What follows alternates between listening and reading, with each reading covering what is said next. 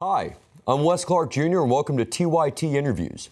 Today's guest is going to be Alison Rose Levy.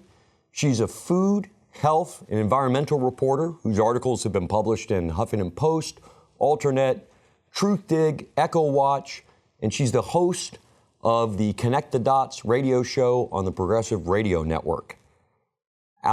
Alison, welcome to TYT. Thanks so much, Wes. I am really delighted to be here with you today. Now, just to set things up for the audience, what we're going to talk about today is TPP, the Trans-Pacific Partnership. And Yes. Tell us a little bit about your knowledge in TPP and why you feel it's important that we have this discussion right now. Well, I come at this as someone who was the first news cycle reporter to cover fracking.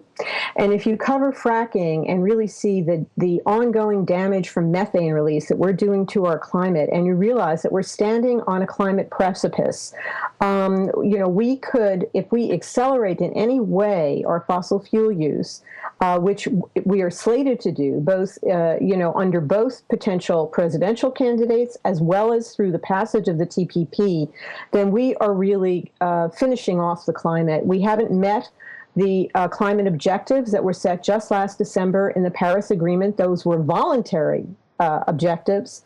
And the TPP, if it passed, will be binding and supersede all our hopes, good wishes, and wishful statements about what we think we are doing and hope we are doing to stem this climate crisis. And so I've been reporting on this since 2014 and part of the advocacy efforts to defeat it. And thankfully, we got a great boost from the Bernie Sanders campaign from business as usual. But it's a critical time because we are coming up for a vote on this, something President Obama has been pushing very hard in the lame duck Congress that begins the very day after the election. So efforts now must be to raise public awareness, to get the public involved, calling their elected officials, and to defeat this. Or we're going to have a very bad double whammy for climate in the next administration, no matter what the electoral outcome. Well, let's go over how the mechanisms that would stop us. Like, let's say, for instance, we were to sign the TPP and it would be ratified. And then a year or two later, we realized, because, just so everybody in the audiences know, originally scientists' goals were to hold the Earth's carbon count in the atmosphere to 350 parts per million. It's now over 400 parts per million and has been for about 5 or 6 months, and that is expected to increase. And with the continued increase will be an increase in melting of the Arctic, release of methane from the tundra, as well as steadily climbing temperatures. So let's say in 2 years, the government decides, wow, we're really at emergency time. If we don't do something, as the British government predicted in their government report 2 to 3 years ago on climate change, we could be looking at the collapse of civilization if we don't do something. Let's say it passes through the House, it gets to the president. How does TPP stop it? Well, that is the tragic thing about this. This whole deal has been negotiated in secret. I call it Citizens United on steroids. The negotiations began the moment that the Citizens United ruling occurred, which unleashed money in politics.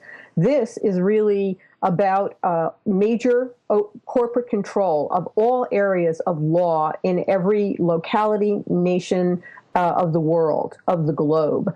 The thing is, it's not only not within our ordinary judicial system, which many people assume could just say, oh, this is unconstitutional, or I don't like this, or, a judge could rule on it, or a locality could ban it or rule on it, or no, it is not within. We have given away, if this passes, our national sovereignty, our rights to our laws, to corporate overrule.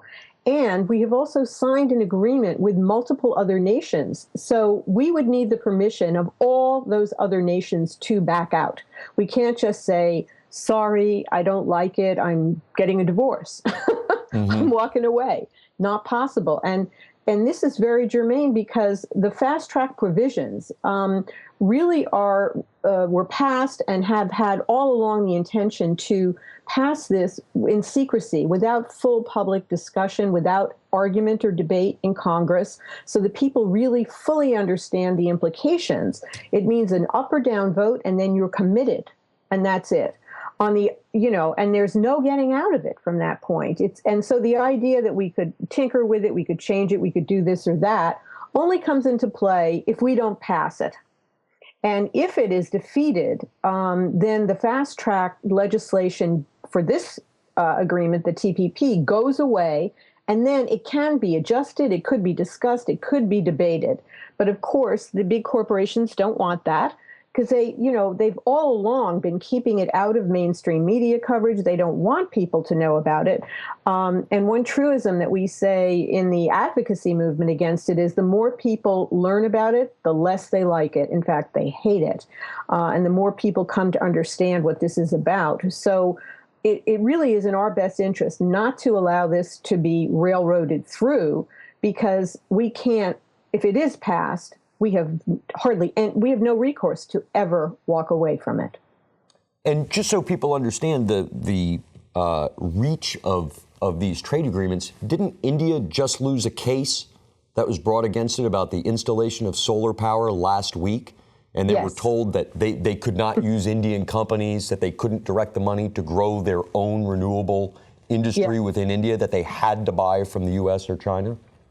The TPP hits us in our climate energy weak spot from every direction. So, what a lot of people, Americans are very individualistic minded. We want to thrive and achieve our own success. We want to do things personally, individually, on a local level in our community. So we want to grow healthy food and, oh yes, the mass industrial agriculture system is poisoning people with its pesticide use, but we can grow our own garden at home. If the bigger energy system is polluting our water supplies and altering the entire ecological structure of the planet, well, we can help by riding on a bicycle or putting up solar panels. And that has always been, I don't like to deliver a message to people who want to be individually empowered, that isn't of some use, but it won't be enough. Mm-hmm. It isn't enough now. Bill McKibben has said that for climate, and it certainly won't be enough should these trade deals pass, because as you point out, they not only can make a community have a toxic pipeline like the, current Dakota Access Pipeline, which is crossing 4 states that, those people don't want. They can enforce that occurring. And that, of course, is accelerating fossil fuel and carbon and everything we don't need in terms of climate. But they can also block the local initiatives that we think, if all of us held hands and everyone put up a solar panel, we won't need them. We'll be free. It's kind of that model and, wishful thinking, because they can not only stop a country from using its own businesses to supply solar panels, it can stop a country from putting local foods from a community that have farmed there into the school system, because that would disadvantage someone from abroad who wants to make the money in our country selling products. So all the things this changes the landscape. Everything we've taken for granted that's a way out or that's an option is going to be taken away. And, Wes, it's not a game, but it's a way to make this very dire situation a little bit more, kind of a matter of investigation and looking into. But, if you look at everything that currently happens that we don't like, and you say, what will it be like after the TPP?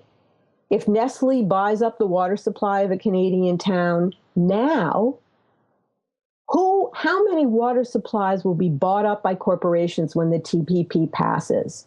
If a city like Detroit is struggling to find its footing now, what will it be like when vulture capitalists can sue a poor or disadvantaged region and wipe them out to make money? on some kind of poor investment or something like that. So the DAPL pipeline, now has 4 states and an uprising of indigenous tribes against it today.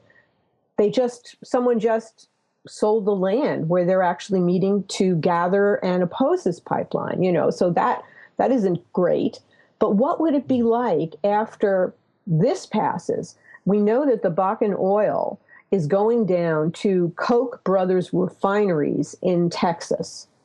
Supposing that the Koch brothers, who, like they are behind so many things going awry in our world, are behind this. If they had a foreign subsidiary, a holding company, which is just child's play to a wealthy corporation, they could sue those very regions whose water and land is being contaminated, for their lost profits. If this pipeline were to be stopped and for any reason not go through, they could make trillions out of the pockets of American taxpayers and bankrupt our whole country.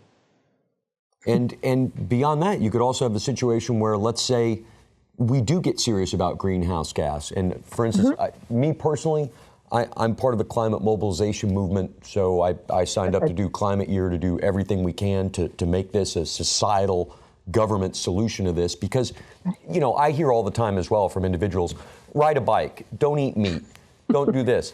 It doesn't matter if you personally don't do it. There's a market that exists for all these things that is usually subsidized and backed by the government to increase the amount of carbon in the atmosphere. So, for instance, in 3 years, if we sign TPP and we suddenly say, well, you can't have hog lagoons anymore for farm waste, and you can't stuff a bunch of animals in a small space and essentially torture them to death before they're put to market, the Chinese can raise their hand and say, well, wait a minute, we bought this company and you have to do what our company says, not what you, the people, have to decide. So in a sense, we're abrogating both any kind of salvation for the planet to stop the warming, but we're also effectively destroying democracy.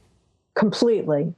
I mean, it's hard for people to imagine. As I have gone out and about and talked about this and written about it over the last several years, the biggest problem, I think we've had 3 problems. The 3 top problems in communicating about it are, number one, no one can believe it.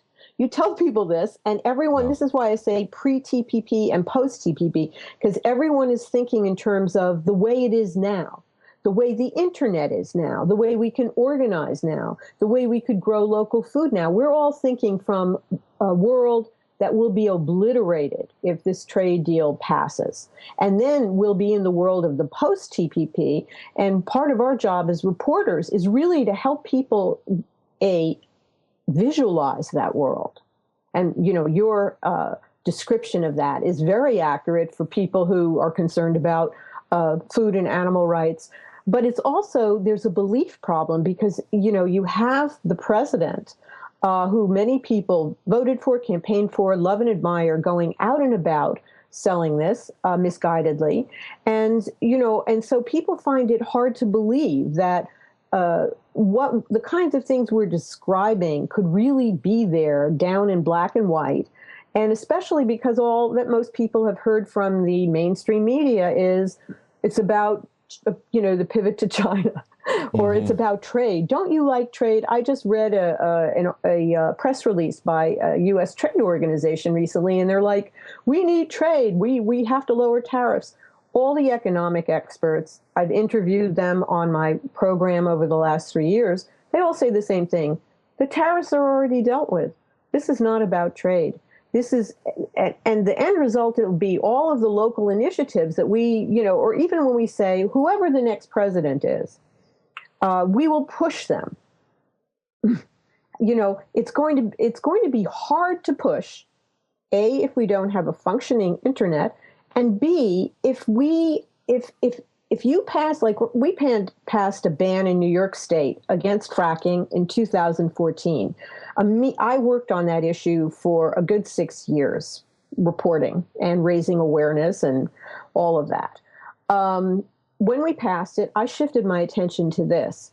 But the fact is that today we would be very hard pressed to pass any kind of ban were the TPP to be in place, because the companies could turn around and say, you've deprived us of profits and you have to pay.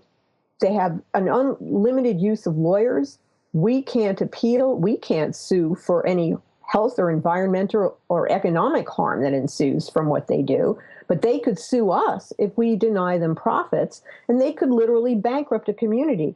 I mean, the chilling effect that will have on the so-called political will to do anything self-determining, it can hardly be imagined, but we should never underestimate it. No, and I agree completely. I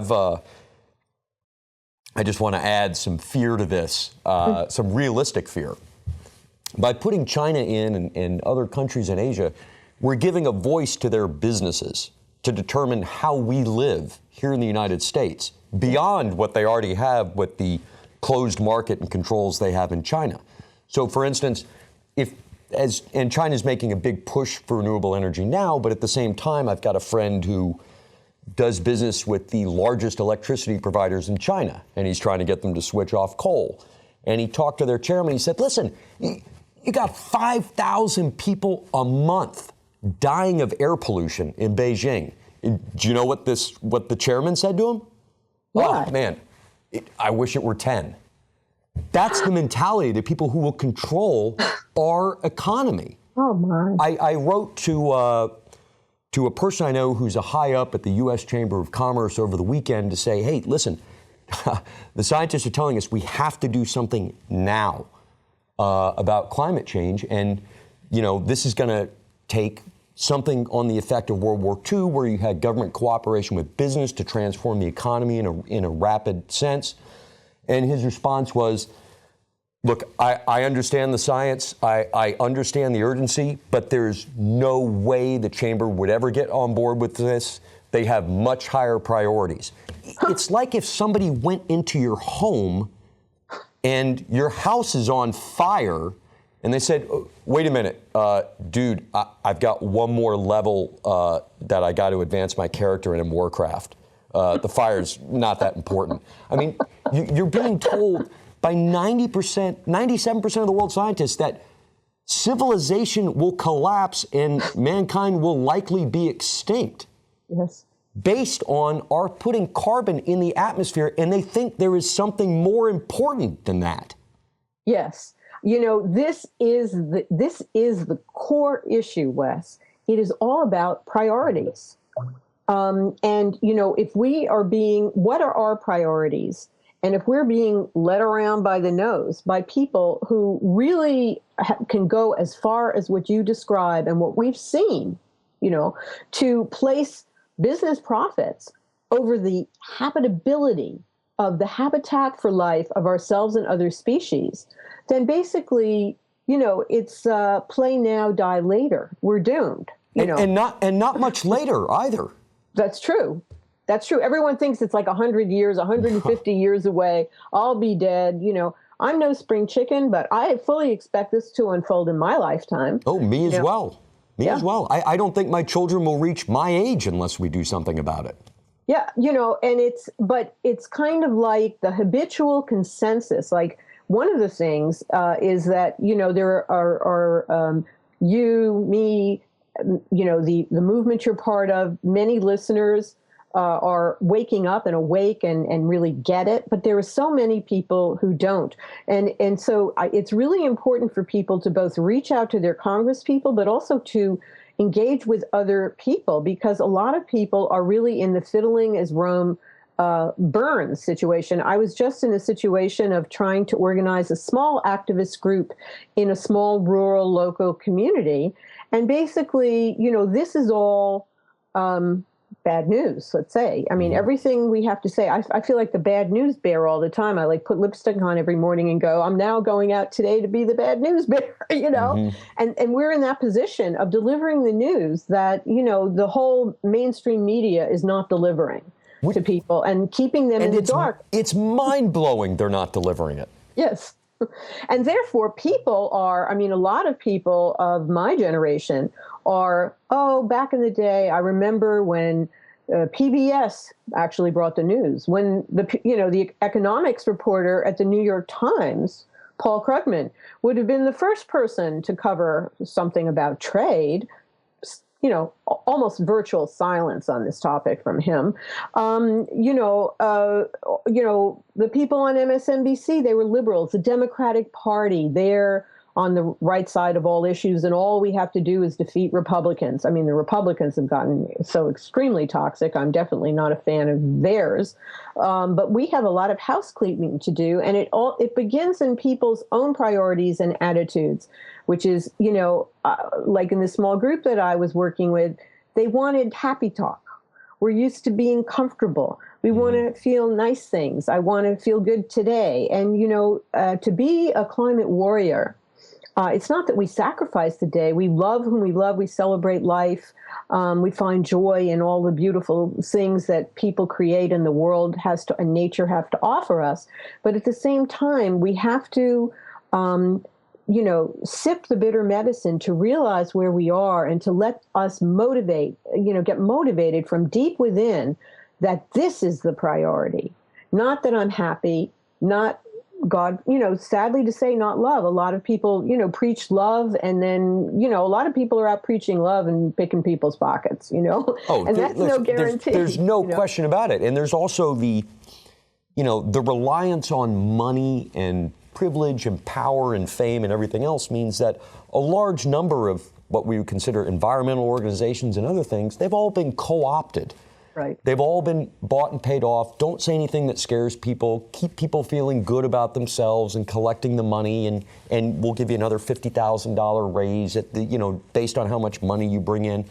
It's like a ticket to destruction. And what's so disappointing is we have all the technology to fix these problems right now. We don't even have to invent anything new to fix these problems. That's right.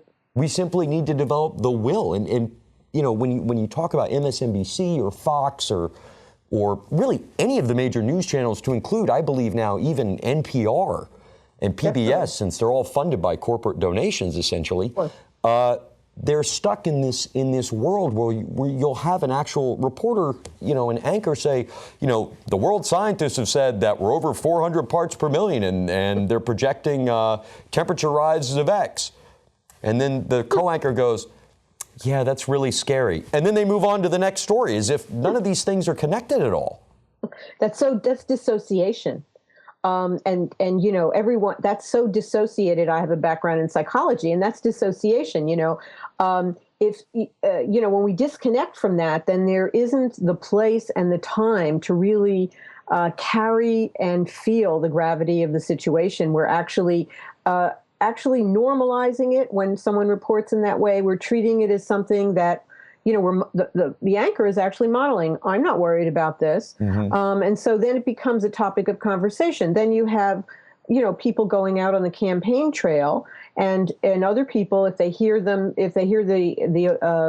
politicians or candidates going, climate, climate, climate, they were like, well, they said climate. So that must be sufficient. That's good. Now we know who will say climate and who won't say climate. But, there's what I call hard and soft climate denial. So we have hard climate denial, the Republican brand. We're all familiar with the anti-scientist strain of that, kind of toxic and delusional way of thinking, actually. But then we also have what I call soft climate denial, and I covered this in my recent Alternet article on the Clinton energy plan and the whole status of climate in this election, which is, yeah, we know it's there, but it's off there somewhere in the future. And if we, we think that we have gotten, that we just take all the time people say one step at a time, mm-hmm. And that's what we've been entrained to. And now we've gotten to the point where it's not one step at a time. That one step at a time will not do it. I have a close friend who basically totally relies on Bloomberg News and CNN. And early on with this whole campaign and everything, and he knows how important the TPP is, in my view, as a critical lever in getting, us back to healthier priorities versus going forward down the road to doom. So, he knows where I stand there. And I said to him early on, if you persist in taking media that accords with your investment portfolio rather than your humane values, and that is where you get your media from, you will inevitably be programmed by watching that and taking that in. And it will put us out of sync. And he said, oh, no, I understand. I can take this in and, still maintain. Well, just the other day, Bloomberg announced, and it shouldn't Michael Bloomberg, who is the billionaire that owns and runs Bloomberg News, the former mayor of New York. I mean, he did some good things in New York. I don't hate him or anything, but he's a billionaire, right? And, he just announced the most important thing we have to do is pass the TPP. Oh. So, I'm not surprised. He's a 1%er. Of course. I maintain the whole election has been about passing the TPP and who will manage the population if once, as they hope, the TPP is passed. So I wasn't shocked to hear that. And I mentioned this to my friend. I said, look, Bloomberg says that passing the TPP, and he goes, oh, I know. My friend says, I know. But I'm down with the fact that the TPP is bad. And I'm like, yeah, but you don't understand that you can't hold that and act upon that as a priority or act upon climate as a priority if you are regularly being programmed in the whole spectrum of your political understanding by an outfit with a pro-TPP agenda. And that's one of the reasons why, to me, the Young Turks is so important and precious. And I always point people to your network because people want to turn on the TV and they don't have a lot of options for television news reporting that is really on the money, on the right priority, humane in its values. Well, they're all co-opted and paid for by the same groups of people. I mean, all you have to do is watch any of these channels, and it's kind of stunning if you look at it that, let's say there's a 3-commercial break, in any of the mainstream news channels. One of those commercials is going to be from the oil and gas industry, that we need to be energy independent and get energy voters and continue to destroy the planet. The other is going to be that we need to get pro-business and pro-trade because that's how we're all going to function. And then the third commercial is always a commercial for some antidepressant with side effects that include usually death, heart attack, stroke, and everything else. And it's like, gee, have we ever thought maybe everybody needs all these antidepressants who's watching this because we're literally poisoning them, and maybe there's something in their subconscious mind that's saying, whoa, this is all bad for me, but the TV says it's good, so I need to take my soma and accept reality as it is. I'm on board with what you just said 100%. I originally, I come to all of this as a former health reporter. I was a reporter, a writer I was one of the first reporters on, the self-help movement and what we can do to take care of our health and all of that kind of thing. And I have a very deep background in health. And unlike a majority of people who are selling health nostrums from the conventional to the integrative to the spiritual side, one day I woke up and I was like, we're preaching healthy food, but we're not defending healthy food. We're saying we can be healthy, but we're poisoning the environment. We're talking about the great cosmos, but we're destroying the planet that is the habitat for life. There may be others on some other planes of reality. Yeah, we're not getting there. No, not after the karma of destroying the planet, we're not. So, yes, it is actually a depressing situation, but, depression is clinically speaking as a health reporter, it's actually a case of suppressing your own natural energy and motivation and responses. People who feel they cannot act upon the environment, and for good reason, we have an increasingly challenging environment, turn that energy upon themselves and sort of become suppressed. And, a lot of people I've heard for years, activists are so angry, you have to love everyone and this and that. And, if you get that mess, there's been a bad jacket hung on activism, but in truth, the people who are awake to the situation, who are energized, who have righteous anger, who are motivated, are actually, in my personal experience, the most caring, conscious people on the planet. And I always tell people, join the team. We Absolutely. need you, and you'll find the best people you've ever met in life, and join the climate mobilization. Do it. You'll, instead of turning it on yourself and then, taking medications or buying toys or whatever else you're doing to make yourself feel better as this tragedy unfolds. Now, it's interesting because one of the founders of the movement, Margaret Klein Solomon, was about to become a clinical psychologist. Mm-hmm. So her whole piecing together was that the depression and everything else is caused by people thinking that they can't have an outcome in it. And what a lot of people don't understand, even though the cards are stacked against us and a lot of the media has been co-opted by businesses that are, according to the literature, 30 to 40% of which are run by psychopaths, right. We can actually affect change with numbers of people who say, that's it, I've had it, we need to do something. And we have the capability to do something. For everyone out there who's depressed and terrified about the future, you can actually change it. We have everything we need to change it. What we don't have is the people who are willing to say, like on the super right wing, you've got people who say, well, this is all part of the book of Revelations and it's, end times. Well, it's only end times if we decide it's end times and accept that it's ready for the end. We are ultimately a democracy. We do have freedom of speech. We do have freedom of assembly. People can get out there and decide that they'd like their children to live. Yeah, wouldn't that be fantastic? What if that became the highest priority, Yeah, exactly. And also, I'll say something else. Whatever the outcome, the longer you wait, the tougher the odds. The sooner you get involved, the better it gets for everybody.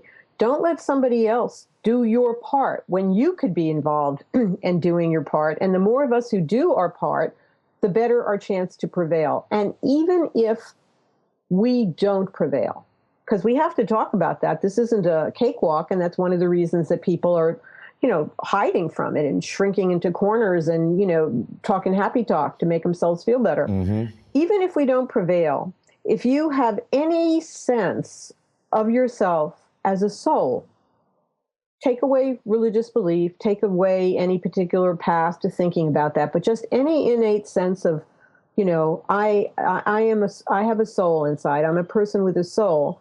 Then, come your final day, however that comes, you have to live with yourself.